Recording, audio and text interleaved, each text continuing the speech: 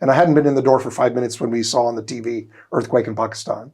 So I looked at my son. I said, I'm going to Pakistan, because I was still in disaster relief mode from being at the other deployments. And I got the computer out and I Googled the Pakistan embassy number. I called them and got in touch with the deputy chief of mission that was there at the time, and volunteered as a logistics person if they needed anybody. So that led to them giving me a phone number for a mission that was being led by APNA and IMANA, Islamic Medical Association of North America, and the Association of Pakistani Physicians of North America.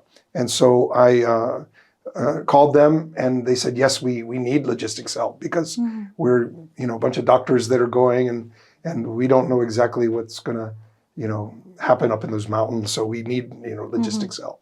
So I joined them, and I came with them. I went for 2 weeks here in the mountains of Kashmir working, and that whole 2 weeks I didn't even know I was in Kashmir. Like, we were so busy working, and I didn't know the whole political situation and borders and all that too much. So really didn't understand until after that first 2 weeks. And then I kind of started learning more about where I was at. But we were working, 600 to 800 patients a day. We had a tent hospital. And then after the 2 weeks was over, the doctor said, well, we're going back, but we're going to be sending new doctors every couple of weeks, because by that time we saw it was going to be months of need, right? And so by that time they decided to do a long-term mission, and they liked my work as a logistics person. I was handling all of their communications. I had a satellite phone, and making sure that they had their supplies and their medicines and their tents and blankets and their pick and drop from airport and helicopters and like whatever was needed. Liaisoning with the Army, which was right next door to us, the headquarters of 212 Brigade, and then 10th Brigade also came later.